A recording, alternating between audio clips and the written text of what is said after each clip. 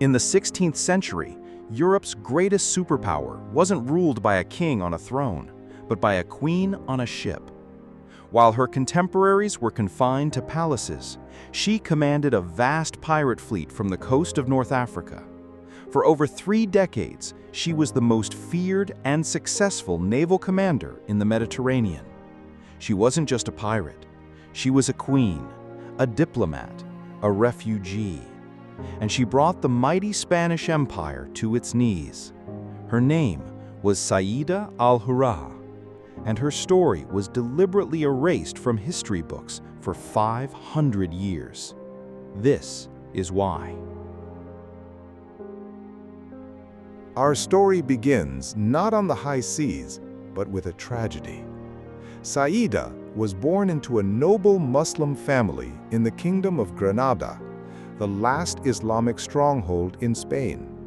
But as a child, she witnessed the unthinkable, the fall of Granada to the armies of Ferdinand and Isabella in 1492.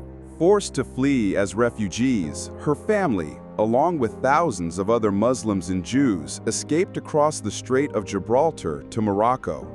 This trauma of exile, of seeing her home conquered and her people persecuted, forged a burning desire for revenge that would define the rest of her life. Sayyida was brilliant and resilient. She didn't let her status as a refugee hold her back. She married the powerful governor of Tetuan, a key port city, and when he died, something extraordinary happened. The city's council appointed her as the new governor. A woman ruling a major city was almost unheard of. But governing wasn't enough. Her enemy, Spain, was richer and more powerful than ever.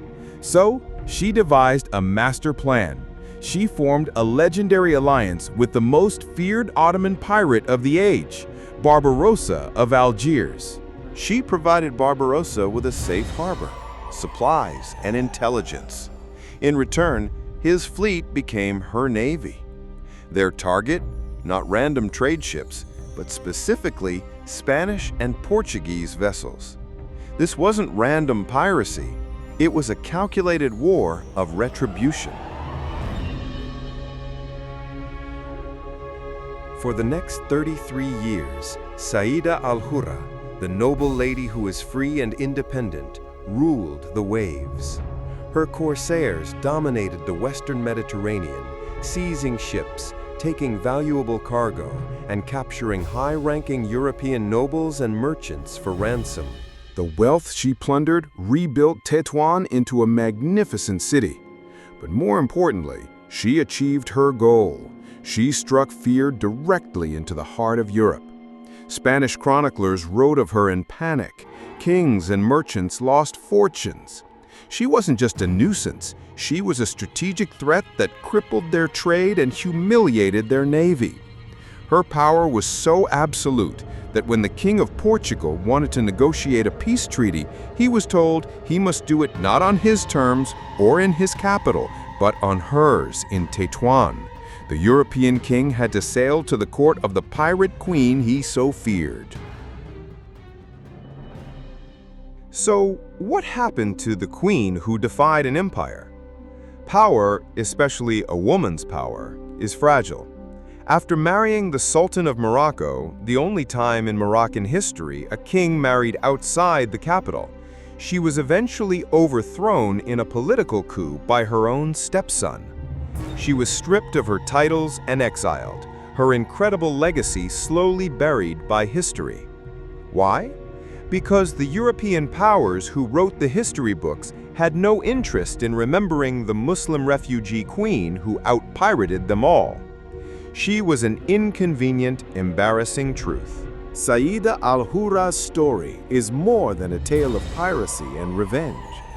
It's a story of resilience, of brilliant strategy, and a defiant challenge to the established order. She wasn't just a queen who happened to be a pirate. She was one of the most successful naval commanders of her era, full stop. A woman who turned personal tragedy into a reign that reshaped the geopolitics of the Mediterranean and proved that even the mightiest empire can be challenged. What other incredible figures have been erased from history? Let us know in the comments below. And if you want to uncover more forgotten stories, make sure to like this video, subscribe, and hit the bell so you don't miss what happens next. Thanks for watching.